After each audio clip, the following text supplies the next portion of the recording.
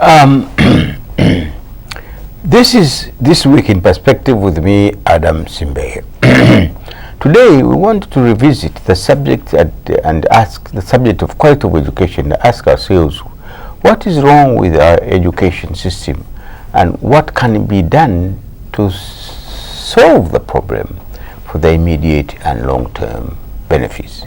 With me to discuss this topic are experienced educationists in their own right. On my right, Dr. Azaveli Loitama, formerly with the University of Dar es Salaam, but I think he still teaches at Josia Kibira University, Tumaini University College in Bukoba. Next is Nicholas Mbwanji, an experienced teacher in his own right, but these days he has specialized in labor market, so he's a labor market specialist. Next on my left is usual, the former director of secondary education, retired, Minister of Education, Charles Philemon Mabonda. Last but not least, Muhera Adam Kalinga, also retired, looks young, but he's retired from the Ministry of Education, and he was Director of Planning in that ministry, so he will help in the discussion very well. So welcome, my panelists. Thank you. Thank you. Program. Thank you. Now, first we have to either to accept is the quality of our education system bad? And why do we keep on talking about quality of education, quality of education? Until recently, it was specifically last March 22nd, when the former president, retired Benjamin Mkapa, who is the Chancellor of the University of Dodoma, raised the issue, and he seemed to be very concerned about this issue. So let's try and give it a go. Mwalimu Mabonda, is the quality of education either poor or whatever you want to call it, and comparatively lower in terms of standards in the East African region? Is that so? Well. This is a complex issue to talk about.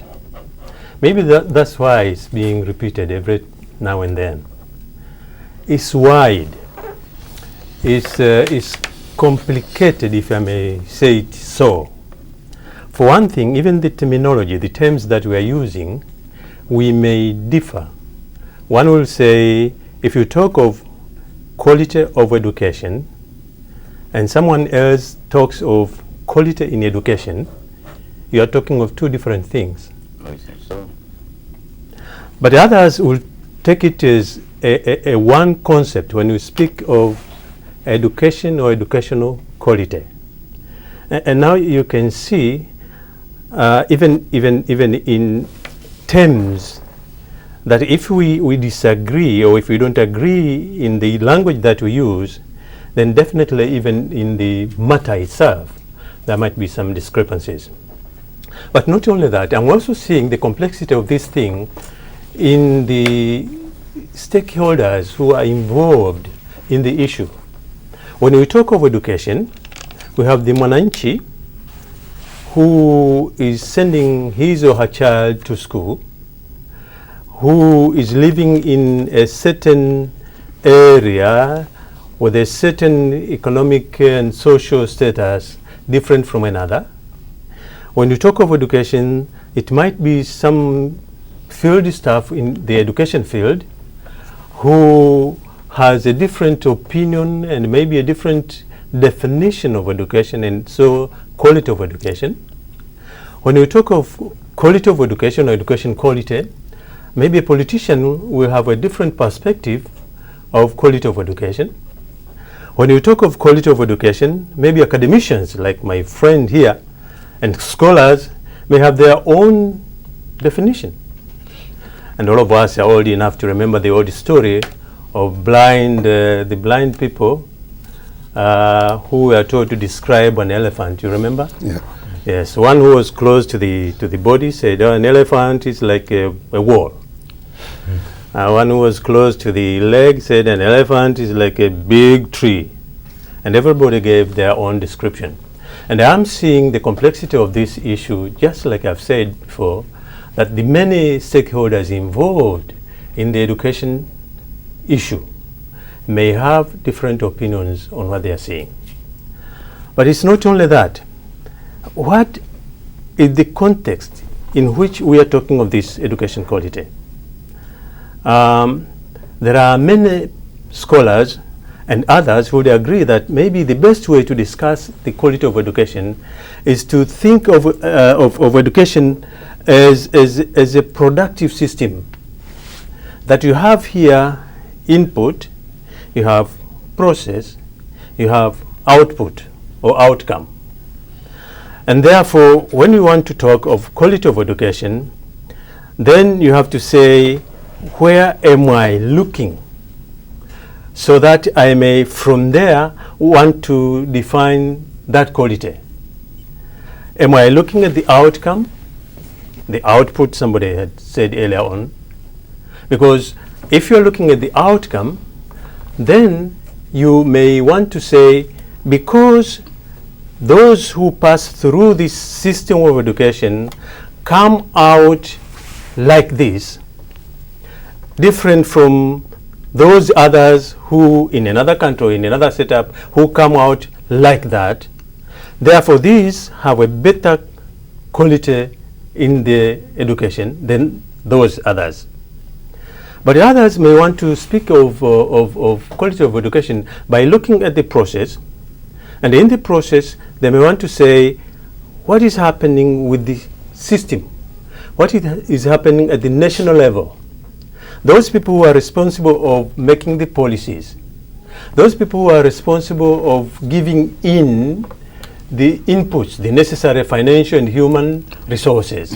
What is happening there, from which we can formulate some indicators and say, because of this measure in this indicator, the quality that was expected has not been arrived at, has not been achieved. Or others may be looking at the school level itself. And at the school level, there are many things. You may want to look at the infrastructure at the school level. You may want to look at the number of teachers who are there. You may want to look at the position where the school is. And this is a big issue in some areas. This school is somewhere where it's very noisy, in the middle of the cities. This school is somewhere in the wilderness, somewhere there. And this may affect the quality of the education that is being provided. But also, and this to me as a teacher, you may want to look at the classroom work. And the classroom work involves the teaching, the learning, the assessing. Are we talking of quality of education because we are saying from assessing the learning of the students, something has missed, something is not there. And you see, I'm trying to show that there is some complexities in defining and therefore agreeing or disagreeing that the quality of education has been eroded or has something to talk about. But I'm also aware at this beginning that if we don't agree on the definition of quality of education, we may not be able, therefore, to say there is a drop in quality of education or not. And to me, I think the very first thing is to have many people, as I've said, from different backgrounds, with different experiences, to agree first what are we, or what is the agreed definition, or what are we looking for when we talk of quality of education? Okay. And what are the indicators? Mwalimu, thank you very much so far. Before I start throwing the ball to the other panelists, is education, in your understanding, experience, you name it, education is the process where you have desks, school building, students, and teachers, or lack of any of these? is not good education. That's what I'm saying. Those things can stand alone and be discussed.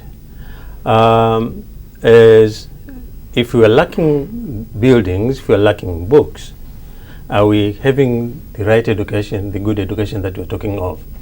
But some people may say that's not enough, and they may be right, because education may be discussed in a broader way with many other things coming in. As I said earlier, you may think of education as a tunnel, and through which a person goes in and comes out, and at the end of that tunnel, what does that person look like? What will he or she deliver? What can we do with him or with her? I see. Now, before I even come to the academic as you referred to, let me ask another teacher, Mr. Mwanji. Do you share the explanation, most of it very fundamental, by your fellow teacher, former teacher, Mr. Mabonda? I mean, thank you very much, Adam. Of course, I've followed his argument. But before I come in, first of all, let me say I do really commend what former President Mkapa said. I think that is very commendable, to have the courage to speak what he said. And given the position that he has in the community, being a retired president, I hope this debate is going to take off meaningfully. It's not new, he has said. I mean, we've been discussing these issues for years. Even in this program. Yeah, it's programmed. But I think for the first time, we hear from a really very renowned, not only a scholar, but also a president, speaking his mind.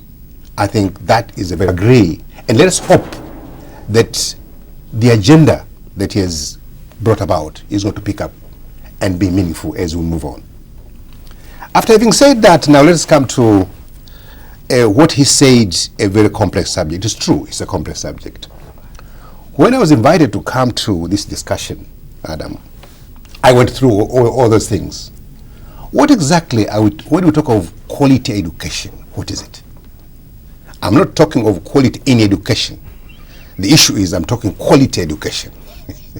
I think this is I think unless we agree, or rather agree on a clear understanding when we talk of quality education. Right at that point, I was trying to get a proper translation. Maybe Mwalimu can help us later here. Right, in Kiswahili it is described very well.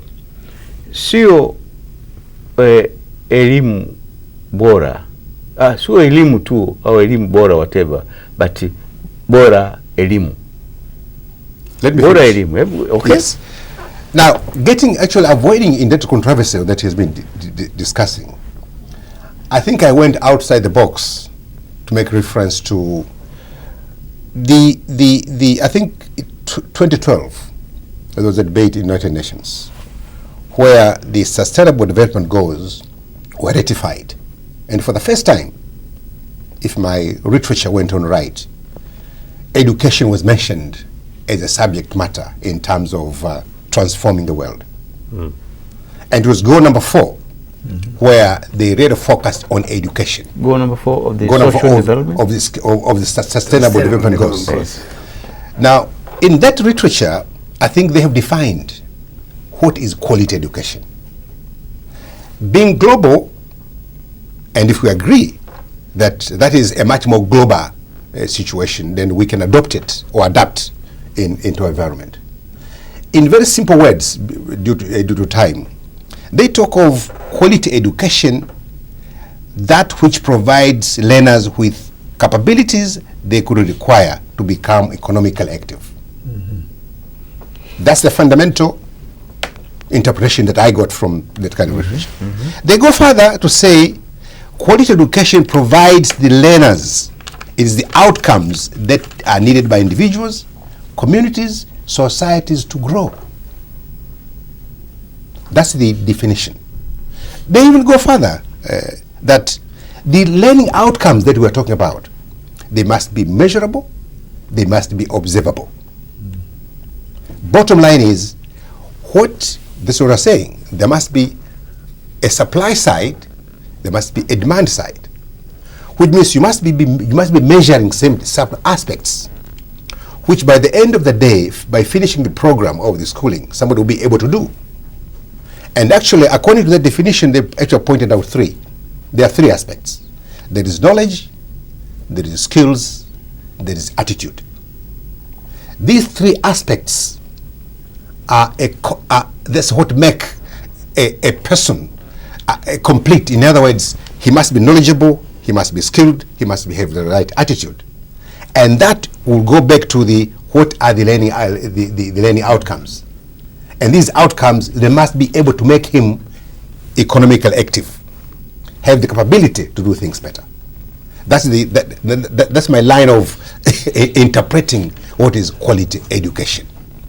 Now, if we go by that definition of having three aspects in terms of capabilities, knowledge, skills, and attitude, then to me, as a labor market analyst, I would argue, Adam, that there is one side, the supply side of skills. That is now what happens in schooling, in the whole process of schooling. That is one part of the story. We've got the basics, basic education, that's what we're talking about. Is the input into basic education having the right output? Now, the output will be useful when it comes to the demand side of skills. That's from the argument of the labor market analyst. You look from the supply side, what takes place in the learning institution, and if he is to be economically active outside there, then it's the demand side. If the demand side and the supply side don't speak the same language, then something must be wrong from the supply side. That is my line of argument. If the demand side is satisfied with the supply side, in other words, what you are imparting in the learning environment is relevant to the environment outside there, to the industry, then that is the kind of education that we are looking for.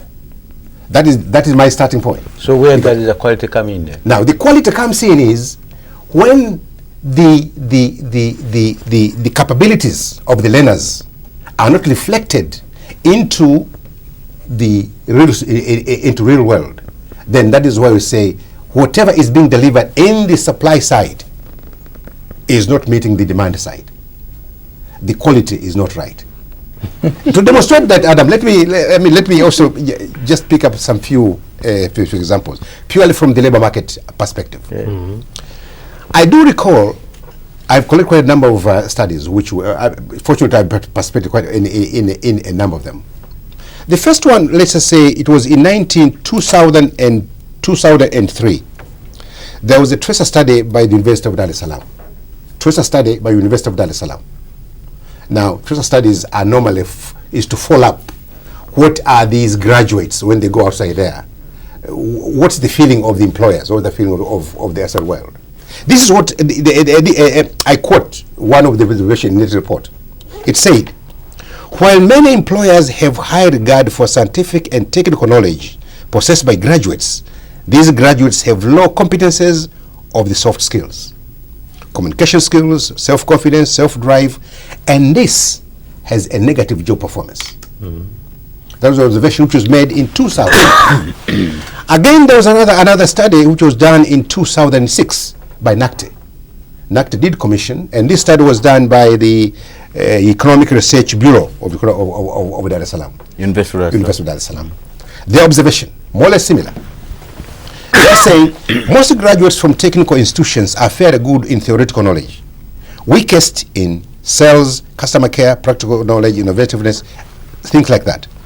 Again, what we're saying, whatever is taught in the supply side has very little relevance to the real world. The real world, actually, that's the demand side is not speaking with the supply side. Mm-hmm. But still, There was another one in 2011. There's another tracer study by VETA. VETA, I think they did, but this one was more focused on the general work performance of the VETA graduates. One of the comment in that report says 74% of employers considered the work performance of VETA graduates as being average. 20% rated VETA graduates' work performance as poor. Now, yet, this is another concern that the skill side, the supply side, is not speaking with the demand side. To me, that is another demonstration that the whatever happens in whatever world that is the supply side, if it cannot make these people capable in working, then that is a challenge. Not only that, actually, Adam, I think there's another one. Sorry, let me take a bit of time. Another one which was observed by Professor Ruta Shobia. I was invited in one of their.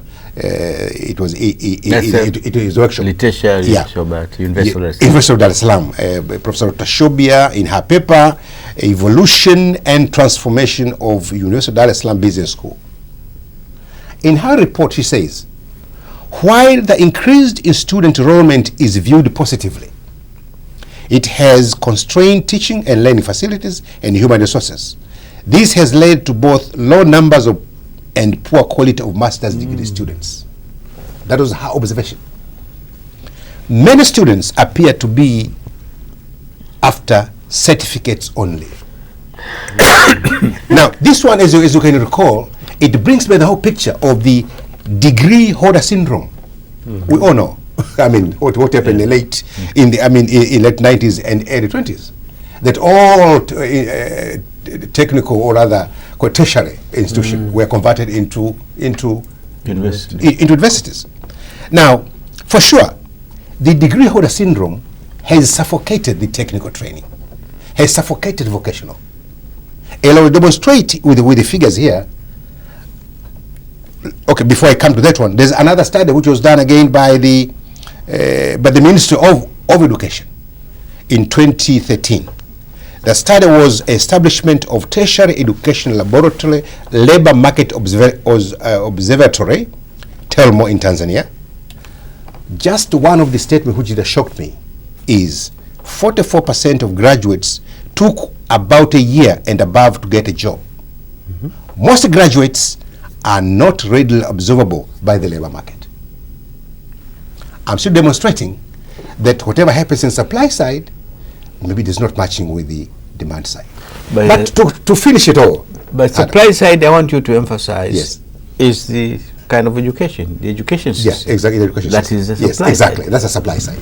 But to sum it all, in a study where I was a lead consultant in 2014, it was the study on national skills development to facilitate Tanzania to become strong and competitive economy by 2025. All these are repetition of what I said, but the most triggering situation that we noted was that the implementation of various educational programs have resulted in commendable enrollments. Commendable enrollments. Numbers have been fantastic. But then, something which triggered in our study was that the ratios of the professional, technical, and vocational, the figures were such that in Tanzania, which is a labor agricultural-based economy, the ratio was 1 to 1.6 technical vocational. In other words, in every 100 graduates, we have 160 technical vocational. I wonder whether that makes sense. Rings a bell. In other words, you have a ratio of 1 graduate, it will be 0.9 technical, 0.7 vocational. The pyramid is upside down. That's the message. The pyramid is upside down. What does that mean now? It means, now this is the question that we need to be asking ourselves. Are our investment strategy in education congruent to the national aspirations? If we talk of industrialization, Adam, and yet we're not creating the doers, the vocational, the technicians, something could be amiss, as what the report has said. Yes. Or rather, are our strategies and interventions in education speaking to one another? That's another issue. And actually, to sum it all, if you would take this example, I chanced to be in Singapore, which is a knowledge-based economy. Their ratio, Adam, is 1 to 3 technical vocational. In every 100 graduates, they have 300 technician vocational. To be exact, the ratio is 1 graduate, 1.8 technician, 1.2 vocational. The pyramid is not upside down. The pyramid is right. That you have the professionals, the white collar, and having a much more strong base for vocational and the technicians. Yeah.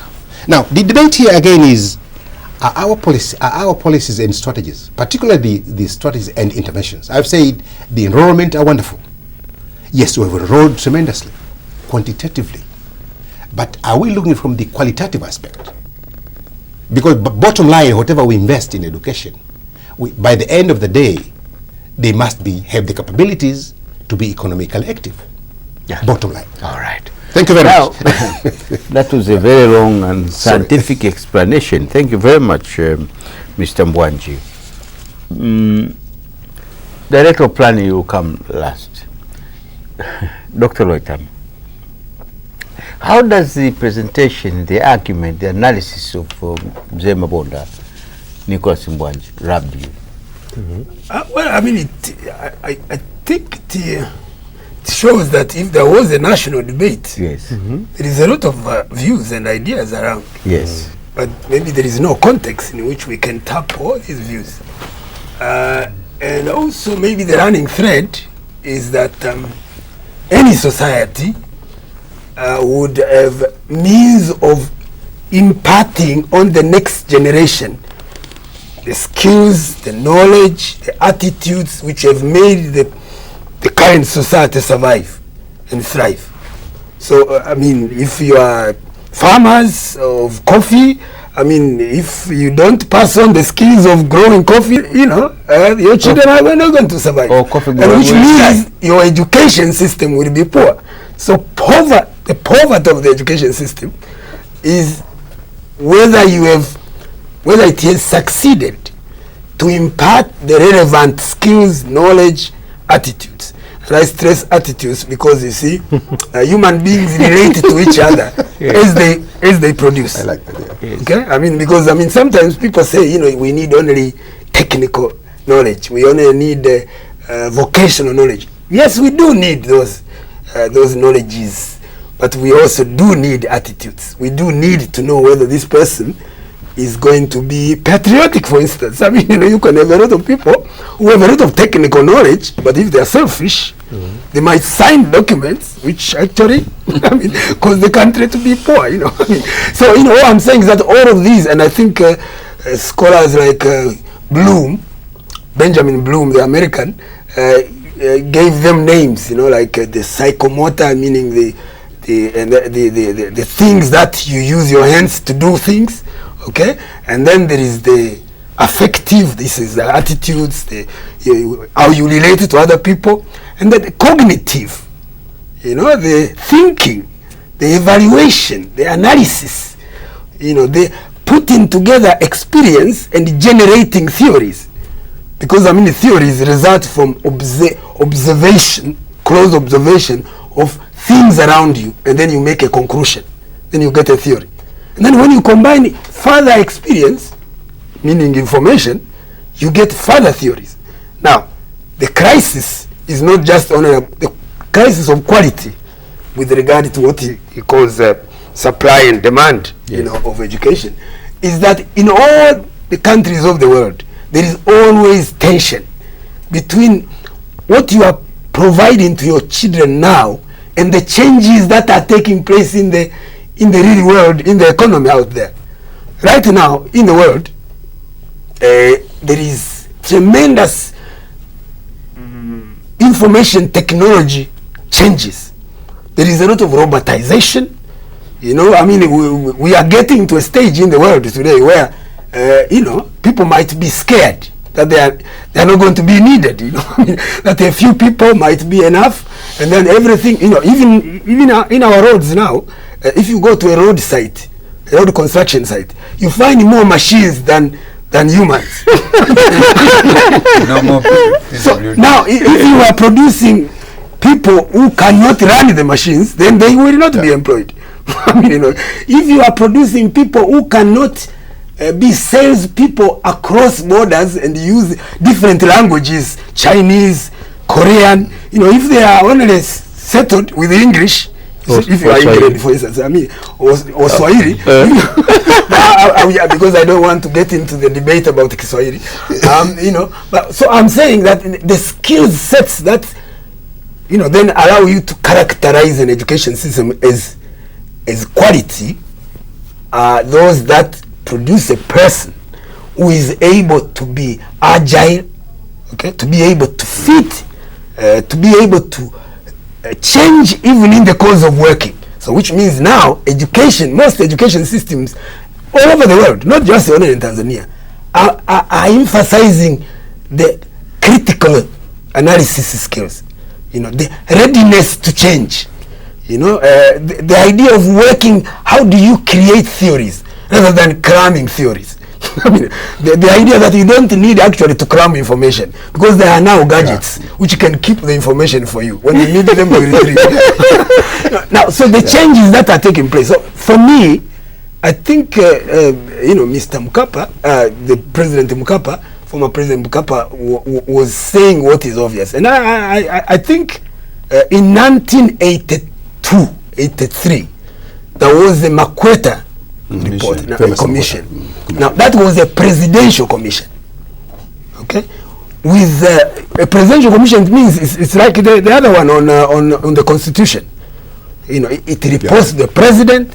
It has the mandate to be to propose anything. I mean, you know, but hopefully the possibility of the proposals being implemented is there. Okay, because otherwise, I mean, the debate like this, you know, will not work. You know, I mean, because if out there in the society changes are taking place, the skill sets, the attitudes, and so on that we are producing now, the skills, the knowledge, the theories that we are imparting now are becoming irrelevant, obsolete out there.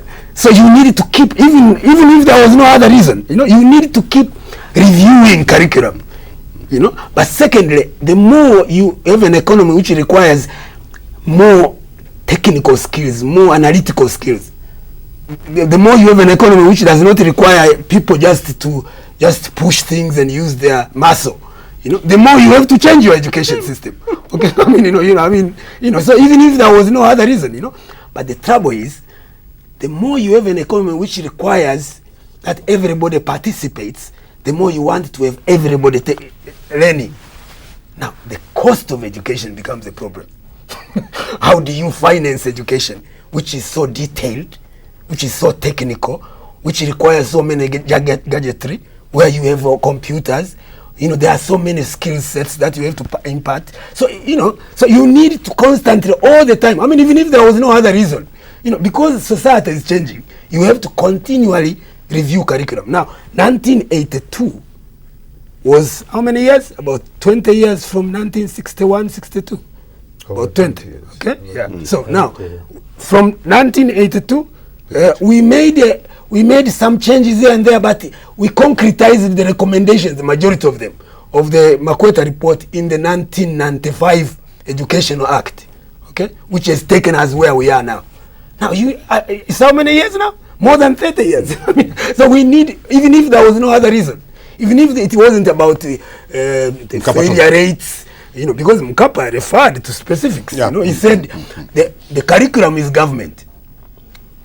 The examination, which is a proxy way of knowing whether people, because there are two ways of knowing whether you have been able, the education system was quality, meaning it has imparted the right skills. Number one, you set up an exam which predicts about what this person may do in the future, okay, i.e. in the workplace, or what the person does in the workplace. Now, if you send someone to an interview, they can't say two words in English, you know that education system of teaching English was not very helpful. But also, if But now they can also say two words in Swahili. yeah, okay, but if the need was for someone to work in English, then you have failed in that respect, okay? Yes. But on the other hand, if you send someone who is not creative, who is not innovative, who only waits for orders, but in this world, in this economy of today, people are employing you to innovate, to think, to propose. I mean, your education didn't give you those, changes.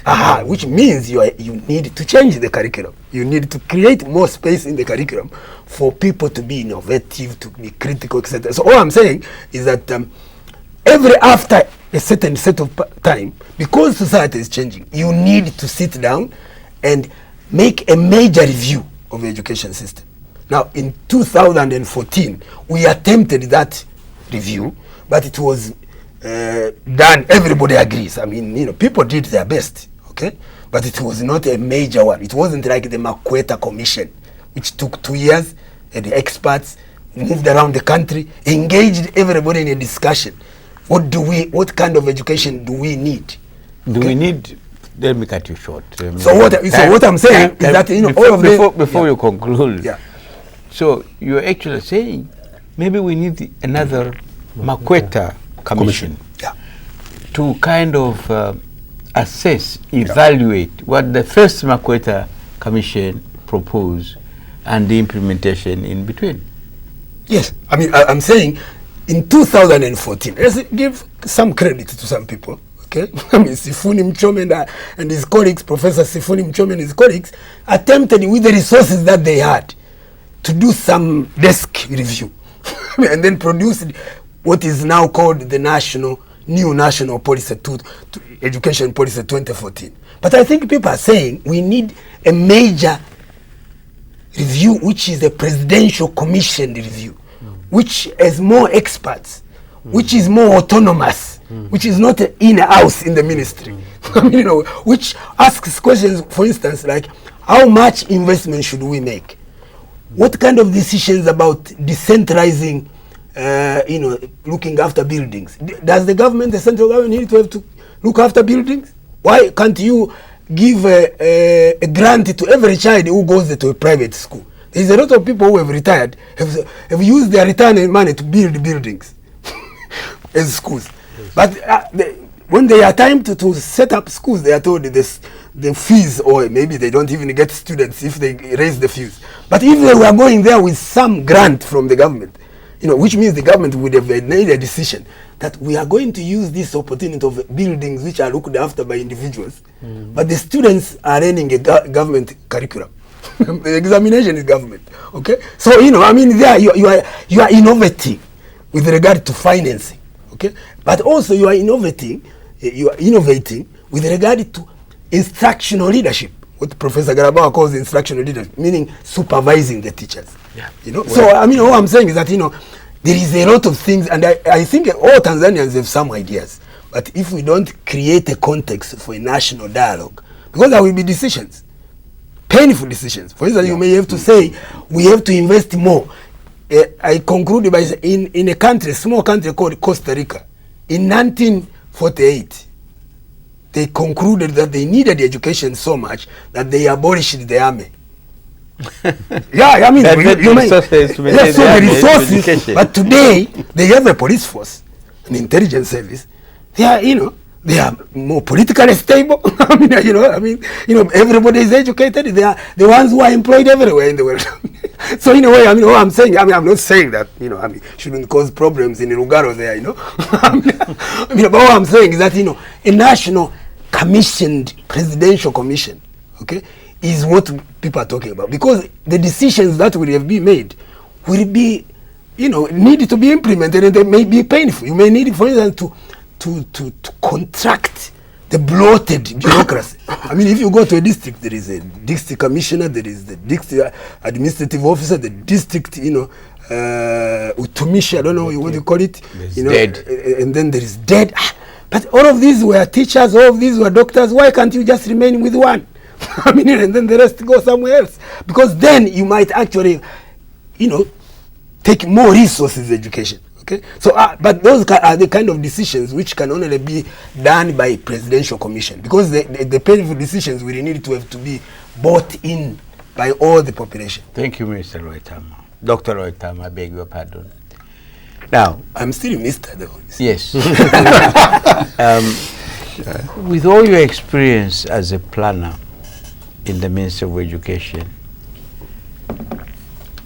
did it ever occur after you are out of that system that the quality of education and the various aspects of quality of education described by the three speakers were actually true and you had to do something? Yeah, thank you very much. I think that is a starting point that takes me back to issues that he raised, Mr. Mbanji raised. The issue of supply and demand. You have to be constantly watching the meters. If, like a driver, you should watch about the speed.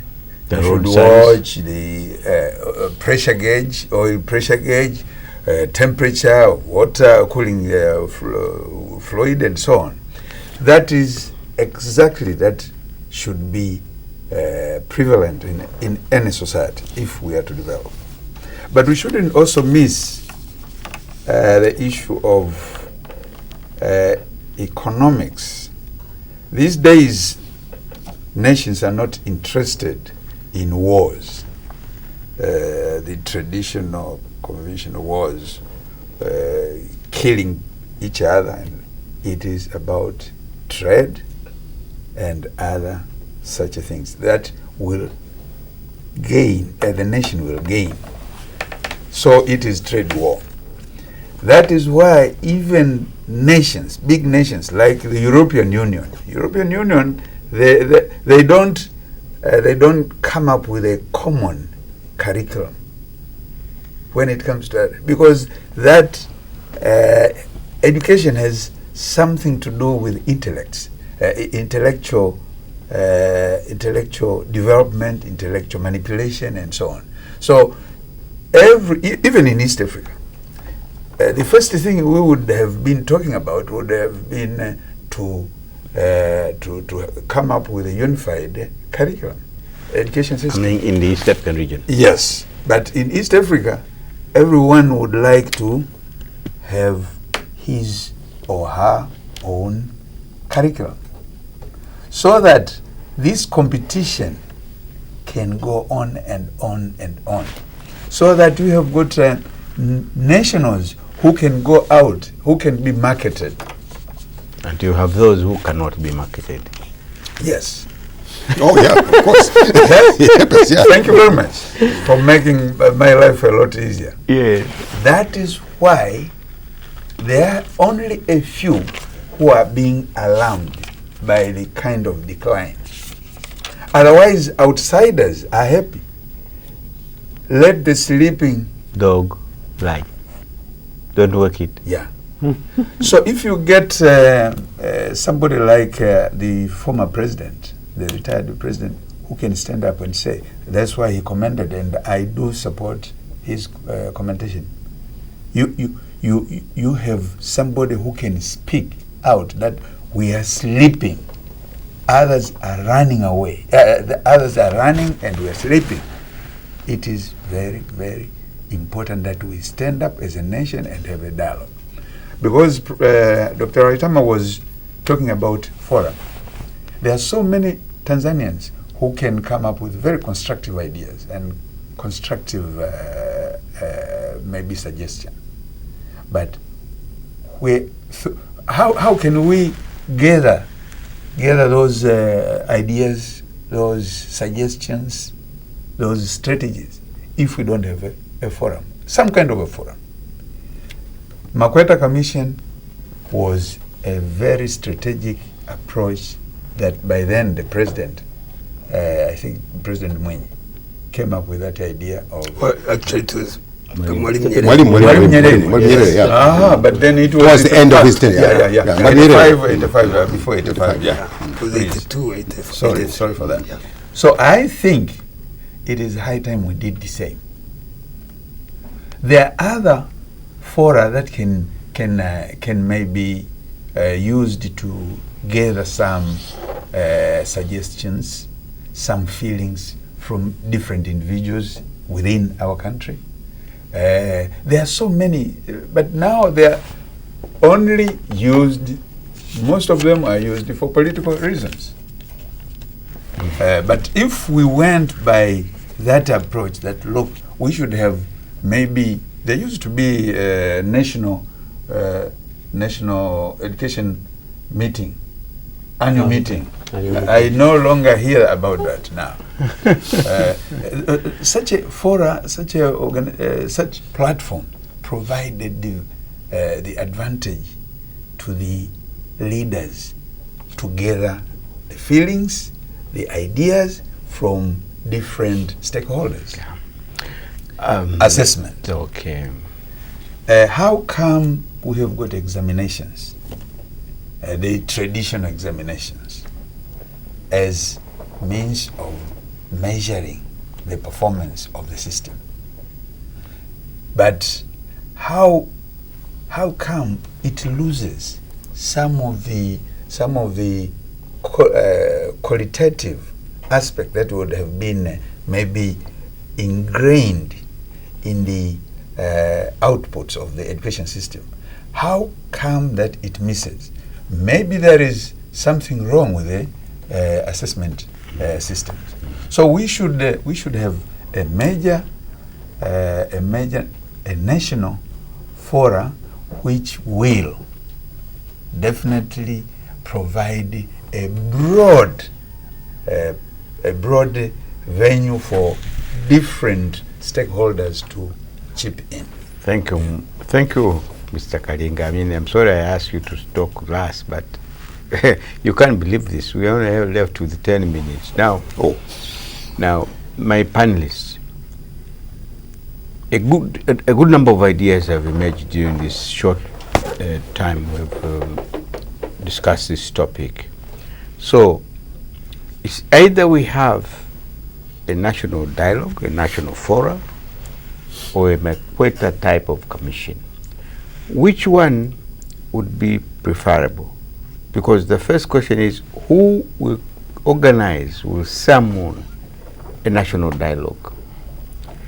Whereas for me, I see a presidential commission, the Makweta type, is easier because the president can sit down with his advisors, with his ministers, and at ministerial level, discuss these things and establish a presidential commission.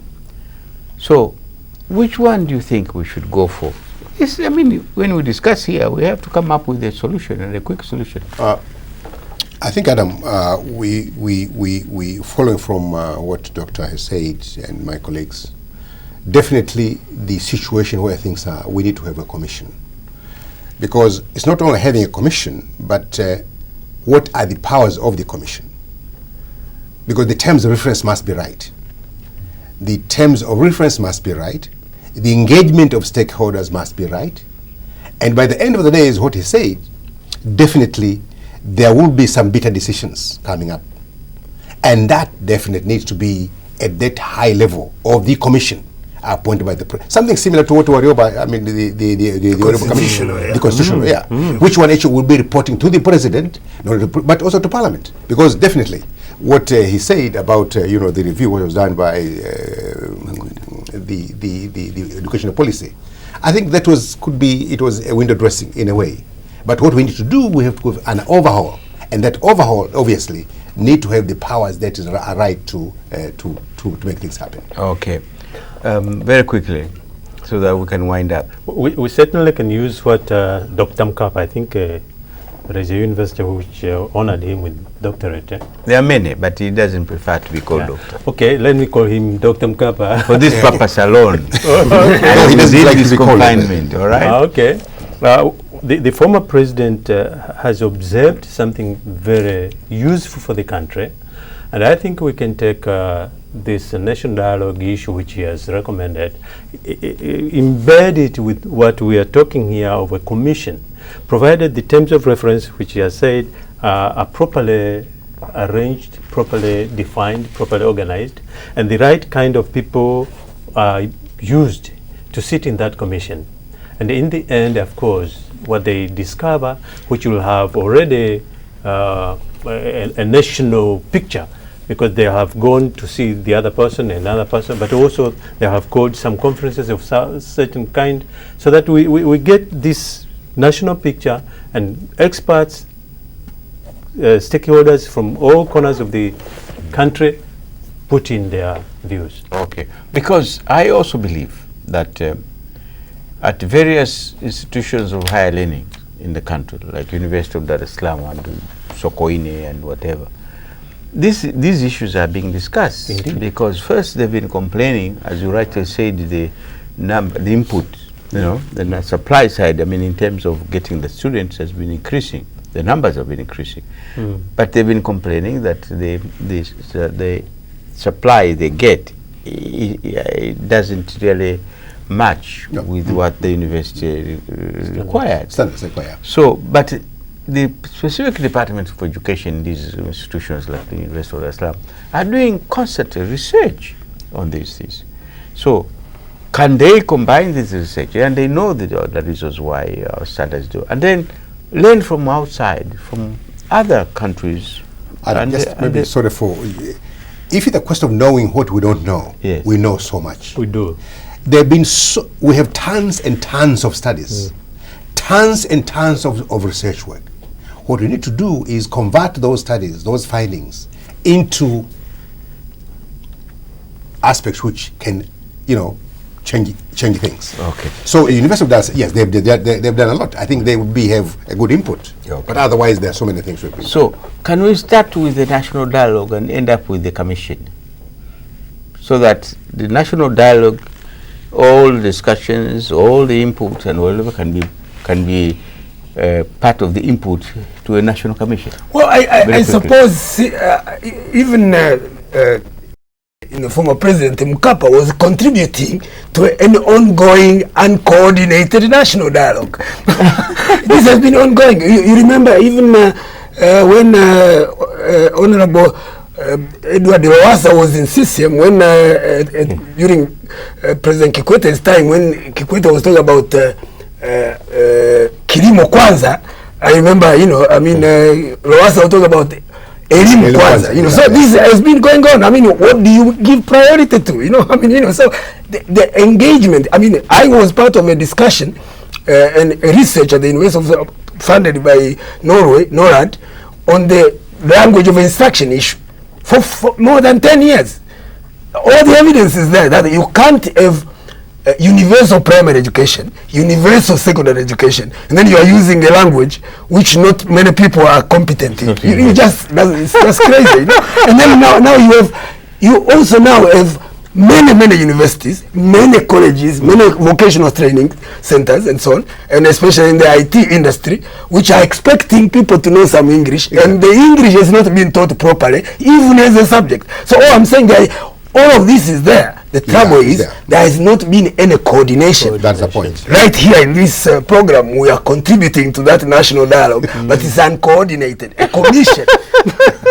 We are trying to actually, what we are doing, and what former President Mkapa was doing, was encouraging the president to set up one, even here, very quietly, with great respect. Although the microphones are we propose the commission. We are just, you see, the president has many claims to his time and attention. So, but these discussions, I'm sure he's getting them. And, and if we present them as non-partisan, nothing to do with political competition, yes, but to do with the future of our children.